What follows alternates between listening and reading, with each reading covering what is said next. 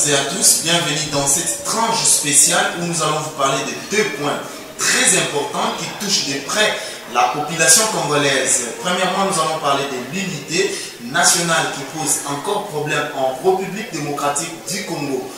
Depuis la période post-coloniale en République démocratique du Congo, consolidée par les colons belges et toujours au cœur de la politique congolaise, malgré de nombreuses péripéties, faites des révoltes et des sécessions, notamment dans la province du Katanga, ainsi que la province de Tanganyika, le Sud Kivu, presque toute la République démocratique du Congo. Mais qu'est-ce qui est à la base de tout cela? Vous aurez plus de précisions avec notre invité qui est le professeur Gikeba.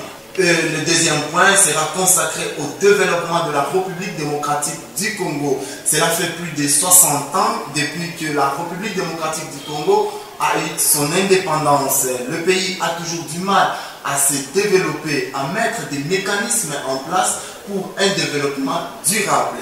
Les conditions de vie de la population est toujours précaires, mais qu'est-ce qui serait à la base de ces sous-développements? Avec le professeur Gikeba, nous allons avoir beaucoup plus de précisions. Bonjour monsieur le professeur Gikeba. Bonjour Jean-Robert.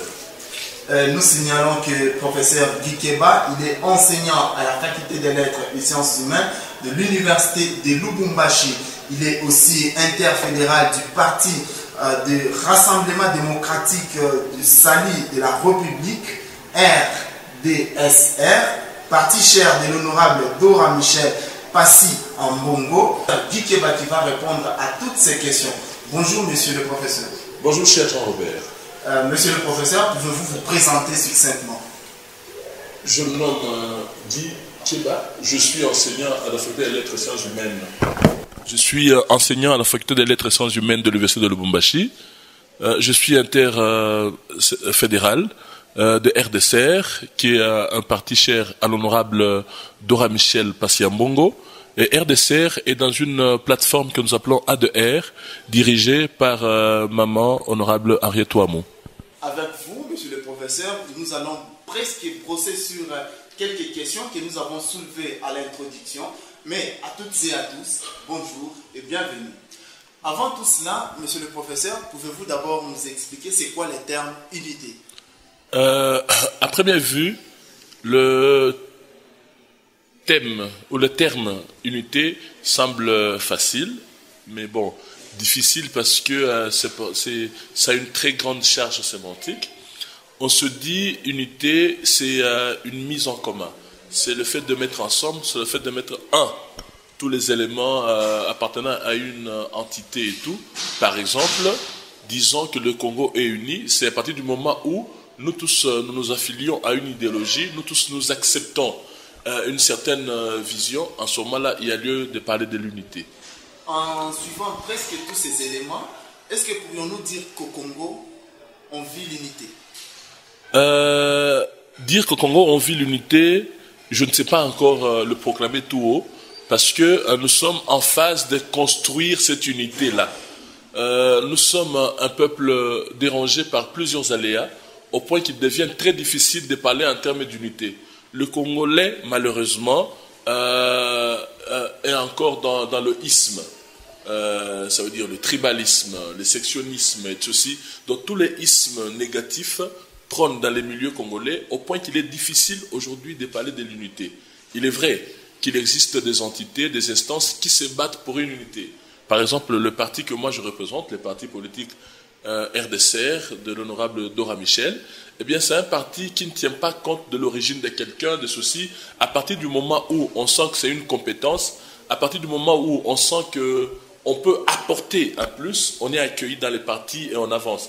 La même logique plus ou moins aussi avec la plateforme A2R, mais on sent la même logique aussi aujourd'hui dans les chefs du chef de l'État, dans l'esprit du chef de l'État. C'est qu'il n'est pas chef d'une entité donnée, mais c'est un chef d'un pays et qui se comporte en tant que tel, qui accepte tout le monde qui vient de n'importe quel point. Quand vous prenez aujourd'hui le cabinet seulement du chef de l'État, il y a lieu de dire que c'est un exemple concret, un exemple éloquent d'unité, un exemple concret de la mise en commun, de la mise ensemble. Donc, de mise ensemble, je m'excuse. Ça veut dire que aujourd'hui, parler de l'unité, semble un thème très glissant, mais bon, c'est possible. En suivant presque tout ce que vous venez de le dire, est-ce que pourrions-nous dire que les colonisateurs sont à l'origine de cette ségrégation au sein de la République démocratique du Congo? Oui, je voudrais déjà expliquer quelque chose. Les colonisateurs, quand ils arrivaient au Congo, ils n'avaient pas d'intérêt de voir des Congolais vivre ensemble. Déjà, en tant que Congolais, nous disons que nous appartenons dans la race de Bantou, n'est-ce pas? Et venant de la race des Bantou, nous avons plus ou moins une source commune. Nous sommes arrivés, en fait, je vais expliquer ça à un moment, nous venons plus ou moins de la frontière entre le Cameroun et le Nigeria, puis nous sommes venus nous installer ici, où vivait déjà le Toa, où vivaient déjà les Pygmées dans le temps. Donc les Bantou est venu s'installer ici. Mais alors, qu'est-ce qui se passe? Donc, en s'installant ici, le Bantou, la classe Bantou a été divisée en plusieurs royaumes. Je crois qu'on a connu le royaume, l'Empire Kuba, l'Empire Lunda, Garigaz et le reste. C'est comme ça que les Congolais ont vécu à un moment. Mais quand les colonisateurs s'amènent, celui d'abord qui nous amène la subdivision territoriale, il décide administrativement de prendre une contrée, de nommer l'actuel Congo et tout. Mais alors celui-là avait la mission de diviser le peuple pour mieux régner. Donc le colonisateur n'avait pas d'intérêt de voir les Congolais unis. Donc si un Congolais commence à penser que notre union viendra ou allait venir du colonisateur, ça serait faire fausse route. Parce que l'esprit c'était de vous diviser et de régner en quelque sorte. Regardez, nous allons prendre ce que nous appelons des piliers de la colonisation. Quand le colonisateur s'amène ici, qu'est-ce qu'il fait? Il établit tout de suite ce qu'on appelle les 3 piliers de la colonisation. Il y avait l'Église qui dirigeait, il y avait ce qu'il appelait le trust, donc le multinational, et l'État. C'était des entités dirigées par les Belges dans sa guise, dans l'esprit du Belge, qui ne pouvaient pas rencontrer en ce moment-là aucune attente du Congolais. Donc on pouvait se retrouver, nous qui étions une famille qui vivons ici, et puis on vous dit non, non, vous désormais vous appartenez à telle province. À partir du moment où on commence à réfléchir comme les gens d'une province et qu'on a décidé d'être différent des autres, eh bien ça n'avance pas. Il y a un auteur que j'aime beaucoup, qui se nomme, c'est un franco-libanais, qui se nomme Amin Malouf, qui dit que son ouvrage c'est Identité meurtrière. Celui-là dit qu'aujourd'hui, par exemple, contrairement à l'ancien temps de la colonisation, nous sommes devenus des citoyens du monde. Et que vouloir se rabattre sur notre petite identité qui apparaît sur une carte d'identité, c'est chercher une possibilité d'exclure les autres. Alors que le souci pour l'instant, c'est de vivre ensemble et avec les autres. Déjà, lorsque le président Mobutu a pris le pouvoir, il a beaucoup plus lutté sur l'unité. Peut-on recourir aujourd'hui même, avec l'arrivée du nouveau président de la République, Félix Tshisekedi, au multinationalisme politique dans une optique de l'unité nationale? C'est très possible, c'est très possible. Et d'ailleurs, comme tu viens de le dire, cher Jean-Robert, depuis le président Mobutu jusqu'à aujourd'hui, tous les présidents qui se sont succédés, eh bien, ils ont laissé, si vous voulez, trôner le multipartisme. Parce que multipartisme veut dire différentes voix qui convergent vers un idéal commun.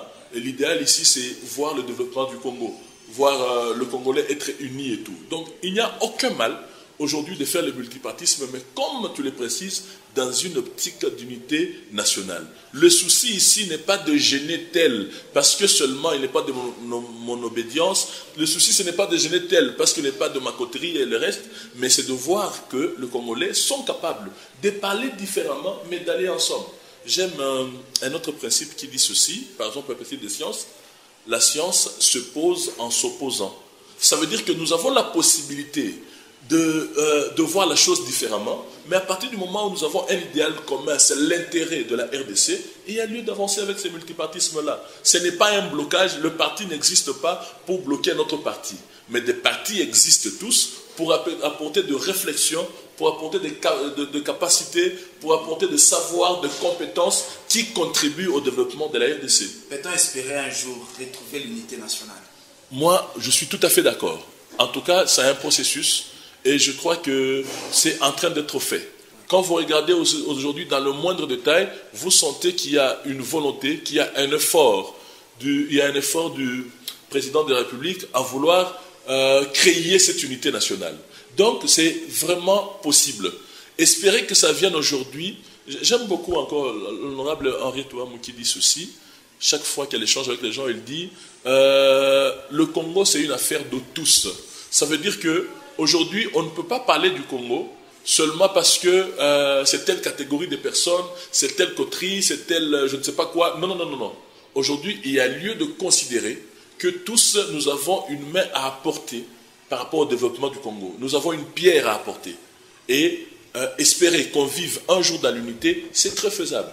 Mais c'est un problème de changer notre mental. Est-ce que nous sommes prêts aujourd'hui à changer notre mental pour considérer tout Congolais qui vient de n'importe quel coin comme un frère est capable de l'accueillir et lui laisser jouir de droits en tant que Congolais? Là est le problème. Ce n'est pas un problème lié au président de la République, à un gouverneur ou je ne sais pas quoi. C'est un problème lié à tout Congolais. Le Congolais doit se sentir aujourd'hui prêt à mener des actions communes et à réussir ensemble.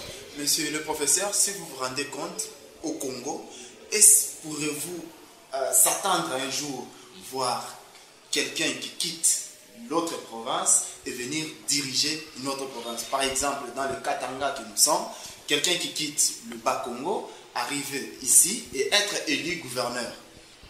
Oui, en soi, moi, ça ne me gêne pas. Ça a été plus ou moins l'élément initié. Et ça, on va dire bravo au président Mobutu.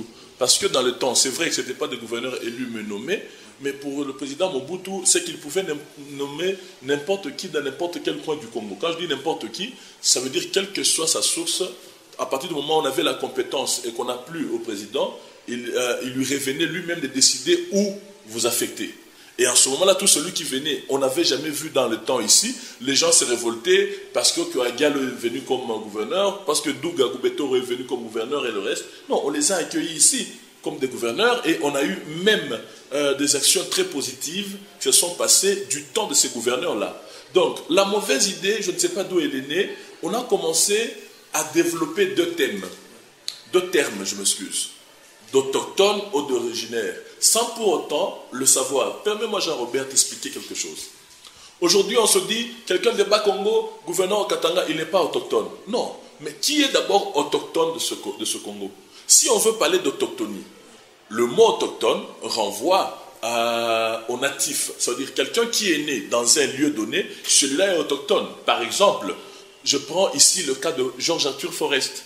Forest est autochtone du Katanga et donc du Congo, bien qu'il est originaire de la Belgique. Ça veut dire que c'est deux termes qu'il faut différencier dans la manière de traiter, malheureusement, négativement les autres. Un autochtone, c'est celui qui est né quelque part. Donc il y a de liens par rapport à la naissance, c'est un natif d'un lieu donné. Et notre constitution prévoit ce qu'on appelle le droit du sol. À partir du moment où, le jus solis, à partir du moment où on est né quelque part, on a droit et avantages liés à cet endroit-là. Et tous ceux qui sont nés au Congo, ils sont congolais d'abord, avant de parler d'originaire. Mais maintenant, revenons à la dimension d'originaire. Parce que ça commence à être une dimension pour disqualifier les autres. Qui est originaire de ce Congo? Je vous ai dit que nous sommes des Bantous. Nous venons plus ou moins de la frontière entre le Cameroun et le Nigeria. Et d'ailleurs, ça a été un Allemand, Blaek, en 1850, qui était le premier à prononcer le mot Bantou, qui reliait le terme Bantou à la langue. Et puis en plus, ça signifiait une population. Mais une population qui est partie, donc vous voyez, du Cameroun, jusque là où se situe aujourd'hui l'Afrique du Sud, donc Rhodésie du Sud, avec le Zimbabwe et tout. C'est plus ou moins les mêmes peuples. Mais quand les peuples s'installent au Congo, ce peuple Bantou-là, nous trouvons les vrais autochtones qui étaient des Pygmées. Quand le peuple Bantou s'installe, qu'est-ce qui se passe? Rappelez-vous de l'histoire 4e primaire. On nous a dit que nous étions des peuples nomades. Ça veut dire qu'en arrivant ici, n'est-ce pas, nous avons commencé avec nos troupeaux à chercher, il y avait le bon pâturage pour nos troupeaux, nous avons commencé à vivre de la chasse, de la cueillette, comme on le disait, et du ramassage. Donc chacun allait vivre là où les circonstances étaient plus ou moins favorables. C'est de là que nous tous nous tirons nos origines. Donc personne n'a eu la volonté de choisir un camp, de naître à tel ou tel autre endroit, n'est-ce pas? En ce moment-là, nous avons été d'abord un seul peuple.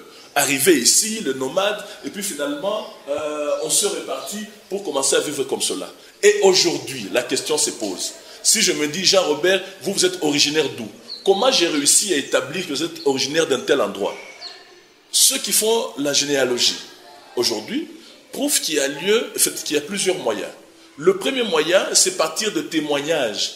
Ça veut dire, nous venons dire, Jean-Robert est fils de tel, et puis celui-là est fils de tel, fils de tel. Mais on ne va pas remonter la filière jusqu'à 4 et 5e génération. À un certain moment, on va se rendre compte qu'on est bloqué. Difficile avec ce moyen-là de déterminer notre origine. Quand nous prenons, je m'excuse Jean-Robert, quand nous prenons le moyen actuel, avec la génétique aussi, on voudrait recourir à l'ADN. On sent la difficulté de trouver même des gens prêts à aller à cet examen-là. En linguistique, moi je suis un homme des lettres. Il existe une discipline qu'on appelle l'onomastique. En ce moment-là, il y a lieu d'identifier les gens par rapport à leur nom. Mais le nom, nous nous donnons parfois le nom par amitié, par ceci. Ça veut dire que personne aujourd'hui ne peut prétendre être originaire de tel coin. Nous tous, nous sommes de Bantous, nous sommes de Congolais, des autochtones parce que nous sommes nés ici et nous avons le droit. Moi, je suis né au Katanga. Si vous voulez que je parle en termes vulgaires, je suis Katangais, je suis né au Katanga. Mais ma joie, c'est de me sentir d'abord Congolais. Je suis originaire du Congo, je suis autochtone du Congo avec tout le plein droit. Personne aujourd'hui ne se dira originaire par rapport à tel autre.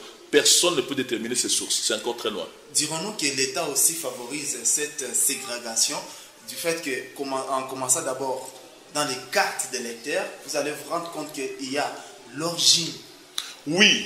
En soi, et même dans les entreprises aussi, dans les CV, on demande souvent l'origine. Oui, c'est vraiment une difficulté. Si ça ne dépendait que de moi, j'aurais seulement demandé qu'on parle de nationalité sur nos cartes d'électeurs. À partir du moment où on se dit qu'on est Congolais, ça suffit. Parce que, vous savez, prétendre vivre unis et mettre tous ces détails, la territoire d'origine, secteur et le reste, c'est aux antipodes de toute compréhension. Parce que l'esprit, en ce moment-là, c'est de disqualifier les autres. À partir du moment où on a créé une entreprise au Katanga, et que moi, je ne sais pas, originaire de tel pays, de tel coin, j'ai l'impression que je suis déjà disqualifié. Et là, ça ne va pas. Et donc, si ça ne dépendait que de moi, j'aurais demandé, Dieu merci, ce ne sont que des cartes d'électeurs. Ouais. Nous n'avons pas encore de cartes d'identité. Ouais. Donc, en établissant nos cartes d'identité ici, la demande au chef de l'État, c'est de mettre en valeur la dimension nationalité. On est Congolais. Ça suffit, mon frère. Maintenant, pourquoi tout est encore sociologique? Oui, tout est sociologique parce que je prends une dimension. Tout est sociologique parce que nous voulons justement chercher des moyens pour écarter les autres. Je voudrais prendre ici un exemple. Les élections sont encore sociologiques.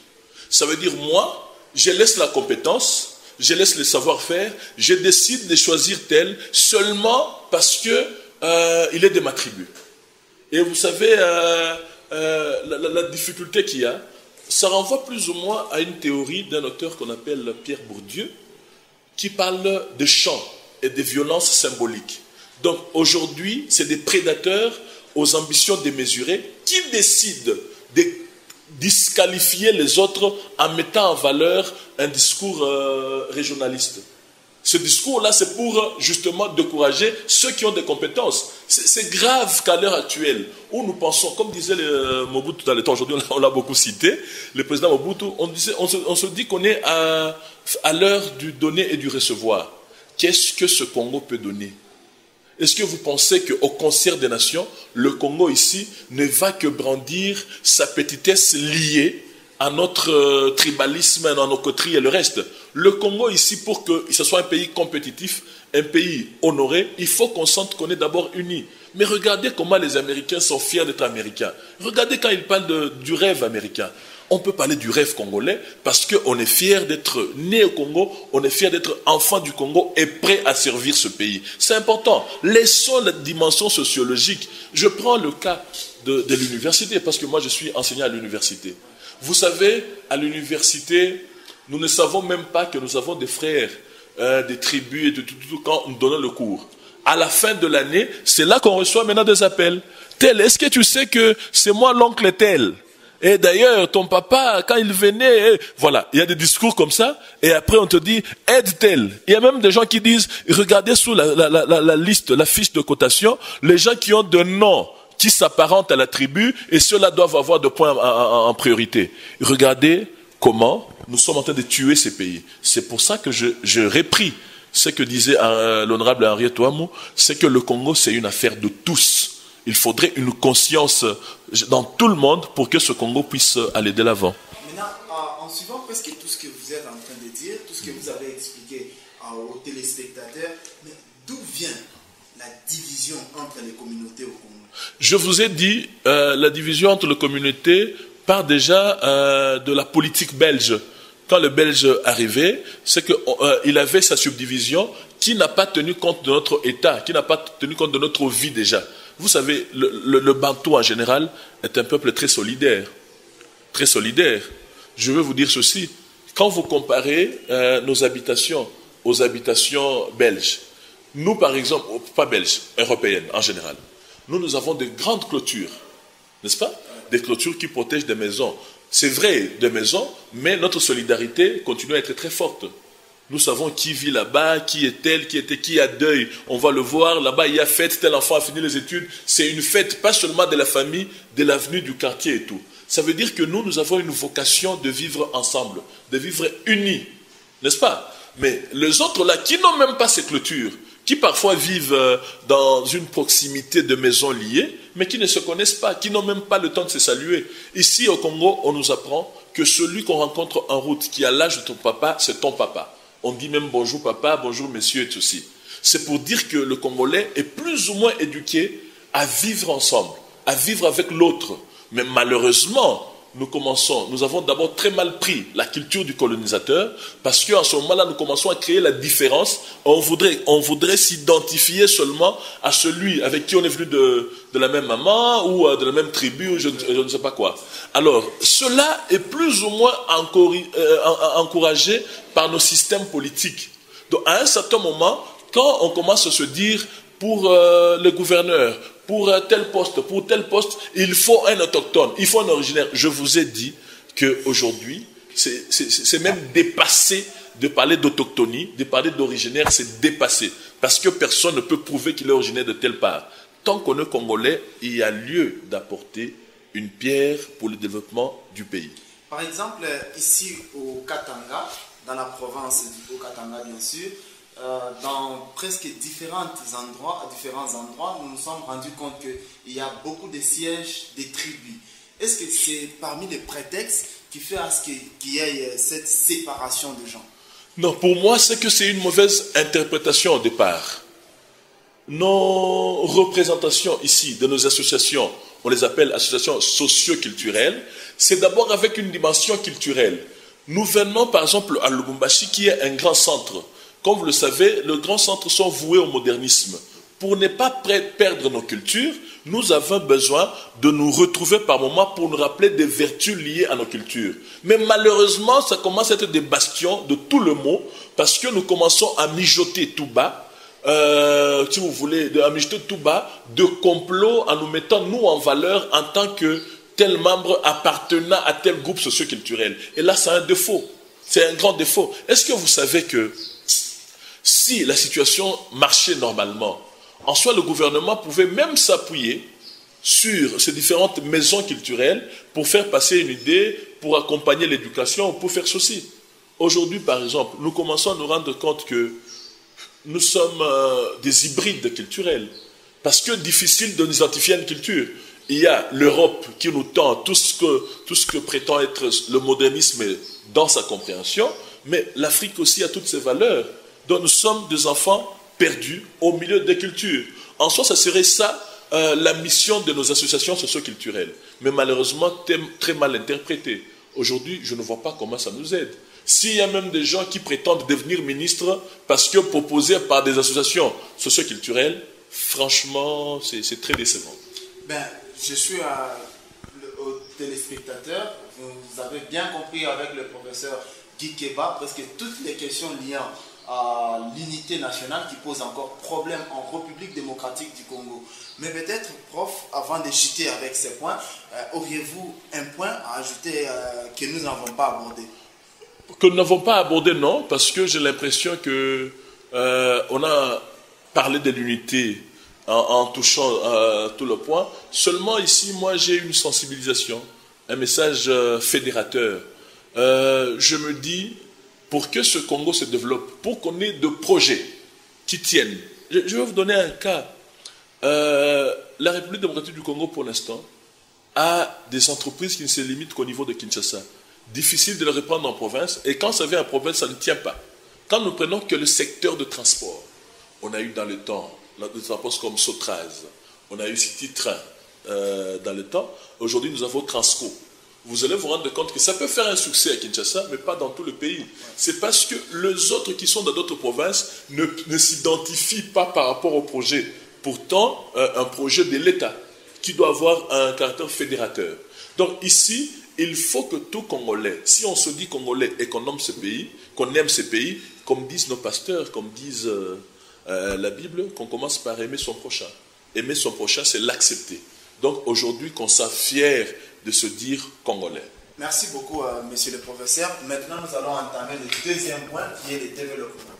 Je suis tout à fait prêt. C'est vrai que Jean-Robert, ça a été une série de questions.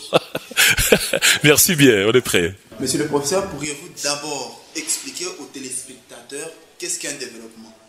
Je ne voudrais pas aller par mille chemins, ça veut dire chercher des définitions très encyclopédiques, mais dire seulement que le développement renvoie à des mutations positives d'un peuple socialement et économiquement. Quels sont les préalables pour parler d'un développement? Beaucoup d'éléments en même temps, mais comme je le dis, je ne veux pas faire passer le temps inutilement. Je me dis par exemple que quand il y a respect de la démocratie, quand il y a dévouement patriotique, quand il y a équité, il y a lieu de se dire qu'il y a là de préalables par rapport au terme développement. Parlant d'équité, les gens ne comprennent peut-être pas. Quand le chef de l'État aujourd'hui parle d'un État de droit, le souci c'est qu'on dépasse le niveau d'un pays qui appartient seulement à une catégorie de gens, des intouchables, de gens qui amassent tout l'argent de l'État et le reste. Mais à partir du moment où nous tous, nous sommes égaux, à partir du moment où il y a vraiment de l'équité, il y a lieu de voir là comme un préalable par rapport au processus de développement. Depuis l'arrivée du président de la République démocratique du Congo, Félix Antoine Tshisekedi, on se rend compte qu'il est en train de chercher beaucoup plus d'investisseurs pour espérer un développement durable. Est-ce que pourrait-il être aussi possible? Oui, mais regardez déjà quand le chef de l'État était investi, tout de suite, il a eu à entreprendre beaucoup de voyages vers l'extérieur. C'est parce qu'aujourd'hui, il est difficile de penser à un développement en étant cloisonné, enfermé sur nous-mêmes. Nous avons besoin de nous ouvrir au monde. Nous avons besoin aujourd'hui d'apporter ce que nous considérons comme des spécialités congolaises et recevoir des autres et ainsi établir des échanges économiques à grande échelle. Et pour cela, on a besoin des autres, on a besoin des investisseurs. Et regardez, juste quand l'Union sacrée a commencé à se créer, l'Union sacrée de la nation, vous avez vu que l'ADR a été le premier ensemble politique à adhérer à la vision. C'est parce qu'on se disait qu'avec le président Tshisekedi, il y a ici une vision qui peut développer ces pays et donc allons prêter main forte. Donc l'honorable Henriette Ouamou n'a pas traîné à prêter main forte au chef de l'État et à accepter l'idée du chef de l'État parce qu'on sentait qu'en allant chercher des investisseurs, qu'en faisant plusieurs actions, c'est dans l'intérêt de la population et on en a besoin pour l'instant. Maintenant, comment est-ce que nous pourrons reconnaître maintenant qu'il y a développement? Il y a ce qu'on appelle les indices de développement. À partir du moment où notre qualité de vie a changé, ça veut dire qu'on peut voir que notre qualité de vie a changé, à partir du moment où le taux d'éducation est élevé, c'est élevé. Par exemple, le chef de l'État, encore là, je reviens sur la vision chef de l'État, le chef de l'État, Félix Antoine Tshisekedi, décide de rendre les études gratuites, la gratuité de l'enseignement. C'est quoi le problème? C'est amener tous les enfants congolais à accéder à l'éducation. Aujourd'hui, la compétition au concert des nations repose sur l'intellectualisme des peuples. Et donc, nous avons besoin d'avoir des enfants, de Congolais instruits, éduqués et tout cela. C'est comme ça qu'il faut donner d'abord la chance à tous les Congolais d'aller à l'école. Nous avons vu que la difficulté liée à l'argent et tout faisait que les enfants vont commencer. Au début de l'année, c'est une ambiance terrible. Tout le monde, tout parent inscrit son enfant. Mais à un moment, il y a des décrochages scolaires, c'est le terme, parce que les parents ne peuvent plus payer pendant toute une année. Couvrir le frais, ça devient cher par rapport au salaire, par rapport à tout ceci que reçoivent les parents. Ils ne peuvent plus continuer à supporter le coût de l'éducation des enfants. Donc ramener ici la gratuité de l'enseignement, c'est déjà là l'indice de développement. Ça veut dire qu'on voudrait être compétitif sur le plan intellectuel, se dire que tout Congolais plus ou moins étudié. Vous savez, il est très facile de diriger une nation éduquée qu'une nation barbare, par exemple. Une nation éduquée, c'est facile que les gens comprennent des valeurs, que les gens comprennent de bonnes visions. Et pour cela, c'est déjà une sorte d'indice par rapport au développement. Et comme je vous ai dit, le niveau de vie a changé aussi. Mais la République démocratique du Congo a beaucoup plus de potentialités, nous avons beaucoup plus de minéraux.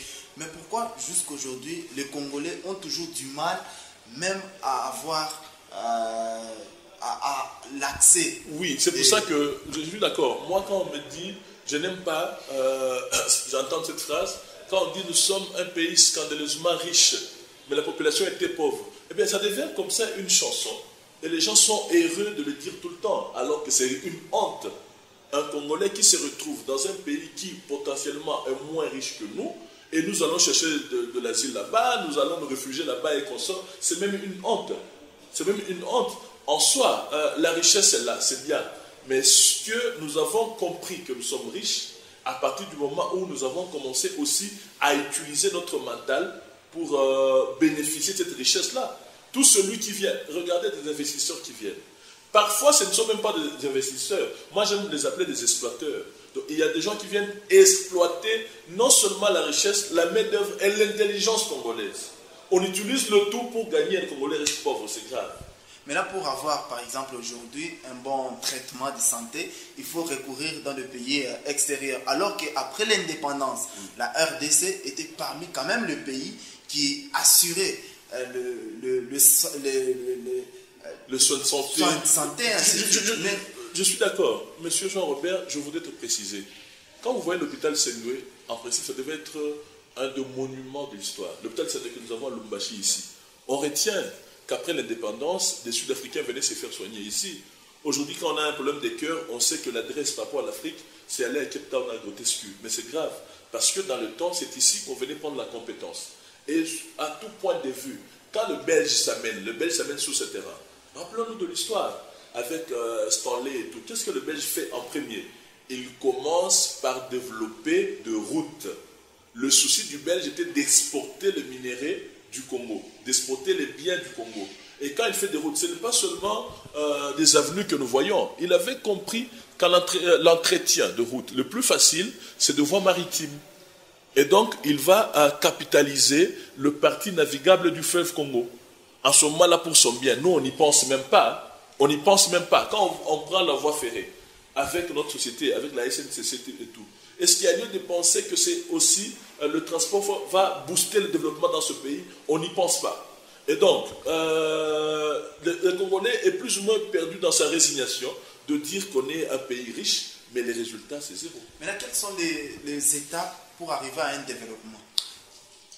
Il en existe plusieurs, mais moi je voudrais ici me limiter à 3 qui sont classiques.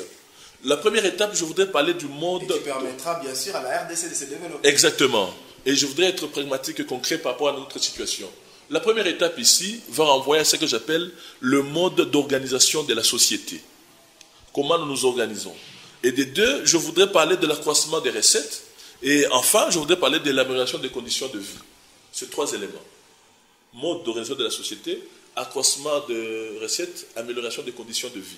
Quand je reste dans le mode d'organisation de la société, la difficulté avec le Congo, c'est que nous ne sommes pas organisés. Socialement, nous sommes encore un pays très désorganisé. Et ça nous empêche. Regardez, l'État congolais prévoit ici de taxes.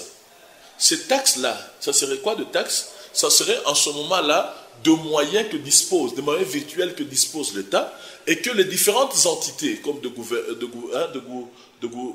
provinces et tout, doivent recouvrer le frais qu'il faut, avoir de l'argent et se développer. Regardez les pays qui se développent. Parmi les richesses premières de l'État, c'est des taxes, impôts, redevances de l'État. Et quand vous prenez la nomenclature, nous avons beaucoup de taxes et tout. Mais comment ces taxes-là sont perçues et comment ces taxes sont utilisées? Parce que la deuxième étape, quand on parle de maximisation des recettes, dépend. En fait, si vous voulez, c'est la résultante de la première étape. Est-ce qu'on a réussi d'abord à s'organiser? C'est facile ici de dire, tel gouverneur n'a pas travaillé parce qu'il n'a pas fait de route. Tel n'a pas fait de ceci. C'est facile de le dire.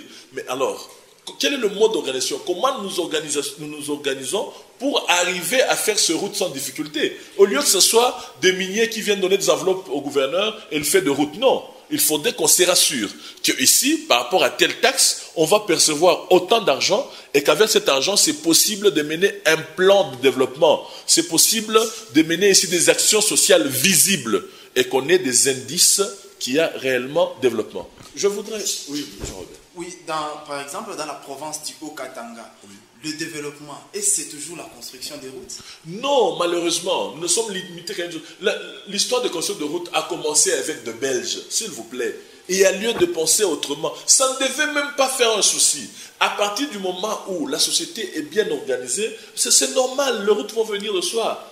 Parce que les routes vont venir de soi. Nous avons besoin de manger. Nous avons besoin de nous rassurer que nous avons besoin d'accéder aux bons soins de santé. Aujourd'hui, par exemple, nous sommes parmi les rares pays où il n'y a pas d'assurance santé. C'est grave.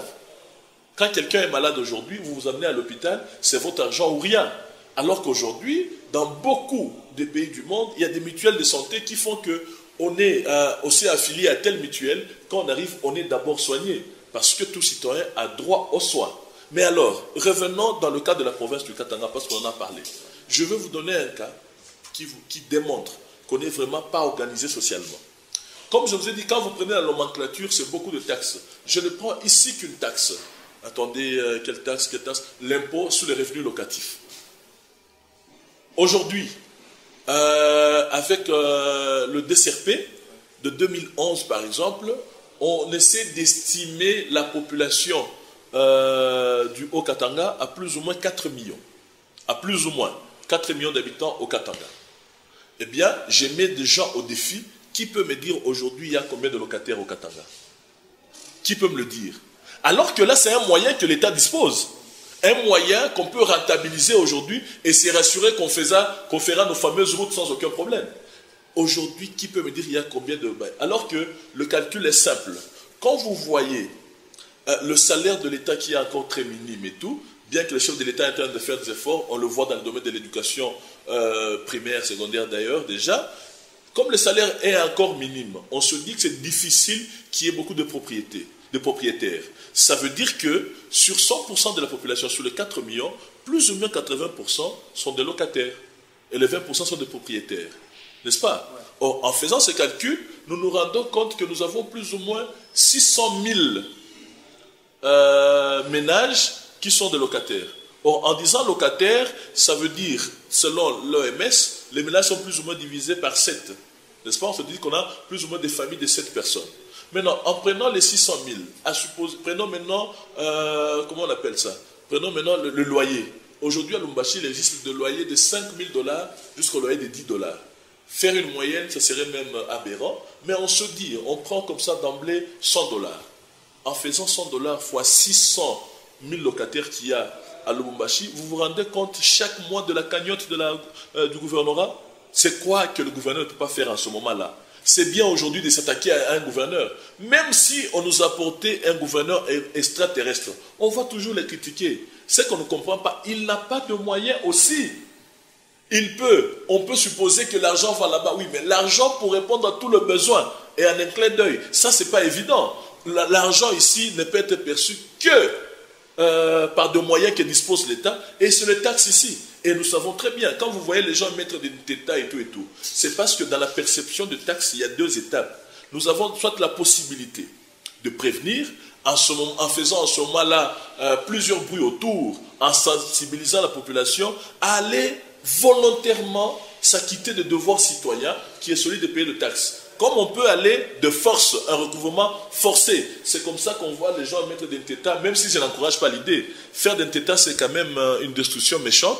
Et donc, il y a lieu de le faire autrement. Mais arriver à convaincre la population à faire des textes, c'est bien. Quand je prends l'enseignement universitaire, moi qui suis professeur, à un moment, on nous dit qu'on va commencer à nous retrancher de taxes, je ne sais pas quoi. Mais ça a été des problèmes très sérieux. Parce qu'on n'est pas habitué. On doit inculquer ça à la population. On doit inculquer, notre source première d'entrée d'argent, c'est d'abord de taxes. Quelle piste de solutions pourriez-vous donner au gouvernement provincial pour développer la province du Haut-Katanga concrètement? J'ai donné déjà le mode d'organisation de la société en recourant aux taxes que nous avons. Le mine qu'il y a ici, il y a de redevances minières, donc de plein droit, c'est des entrées sûres d'argent, mais de taxes aussi à tout le niveau de la population, parce que la population en soi ne complique pas. À partir du moment où on sait que nous payons telle taxe, nous payons ceci, et que nous payons l'impôt, et que nous voyons qu'il y a des œuvres qui se font, c'est très bien. Ça, c'est un. Des deux, je sais que il existe parfois des actions spontanées, mais il existe aussi un planning des actions à faire. On voyait ça, par exemple, du temps d'autres gouverneurs qui sont passés, où on allait devant le Parlement présenter un plan. Mais ici, comme je le disais, peut-être que la difficulté, c'est qu'on n'a pas communiqué assez. Moi, j'apprécie beaucoup les actions de tous les gouverneurs qui sont passés. Je vous rassure qu'on n'a pas eu de mauvais gouverneurs. Seulement, ça a été des gens mis dans un contexte difficile. Un contexte difficile où c'est beaucoup de besoins avec très peu d'entrées. Ces entrées, il ne faut pas qu'on juge l'entrée de tout un gouvernorat comparé à l'entrée d'une maison, au budget d'une maison. Le gouvernorat, c'est une maison des maisons. Alors ça suppose beaucoup d'entrées et que la population soit prête à comprendre que nous-mêmes, nous sommes des contribuables par nos taxes. Monsieur le professeur, ne croyez-vous pas qu'on pourrait beaucoup plus accentuer sur l'agriculture dans la province pour espérer un développement plus rapide? Je suis tout à fait d'accord, mais vous savez, on ne peut pas faire l'agriculture sans moyens. Sans moyens. Il faut déjà qu'on ait de l'argent pour faire l'agriculture. On a le sol, mais il faudrait de l'argent. Et aujourd'hui, on va faire l'agriculture à quelle échelle? Minière que nous avons. Oui, mais ce n'est pas automatique. Il ne faut pas croire que l'argent de mine sera déversé tout de suite dans l'agriculture, en n'oubliant pas qu'il y a de besoins socialement. Est-ce que vous savez que le gouverneur du Haut-Katanga, par exemple, reçoit plus ou moins 2000 lettres, il paraît, c'est une information comme ça, par semaine ou par mois. Et vous savez, ces lettres, c'est quoi? C'est des demandes d'assistance sociale. Est-ce que les gens le savent? Celui-ci doit aller ici pour le soin, l'autre a perdu tel, n'a pas de moyens. Nous sommes une population pauvre et tous des yeux tournés vers le responsable de la province. En ce moment-là, les entrées ne suffisent même pas à bâtir un projet solide. Et un autre projet, ça doit être un projet. Le projet ne se conçoit pas seulement à titre individuel. Aujourd'hui, il faut que tout Congolais, comme je vous ai dit, en prenant la vision de l'honoré Touamou, tout Congolais doit comprendre que l'affaire du Congo, c'est l'affaire de tous. En ce moment-là, tous les ministres provinciaux ont la possibilité, dans leur secteur, d'apporter des projets. Et c'est ces projets qui vont aider cette province à faire des choses nouvelles. Monsieur le professeur, vu le temps, nous sommes arrivés presque à la fin de notre entretien. Merci beaucoup de nous avoir accordé ce temps. Cher Jean-Robert, c'est toujours un plaisir de venir parler aux Congolais, un plaisir de venir donner notre petite connaissance et d'échanger avec vous. Merci pour le cadre. Merci infiniment. Nous rappelons que le professeur Guy Keba, il est enseignant à l'université de Lubumbashi. Il est aussi interfédéral du parti RDS, de l'honorable Dora Michel Passy Mbongo, bien sûr. Passy Mbongo, oui. Ouais, Passy Mbongo. Et aussi, il est dans la réforme de la République. Oui, de l'honorable Ariette Wambo. De l'honorable Ariette Wambo. Merci beaucoup à toutes et à tous de nous avoir suivis. On se retrouve à la prochaine avec le même et réel plaisir.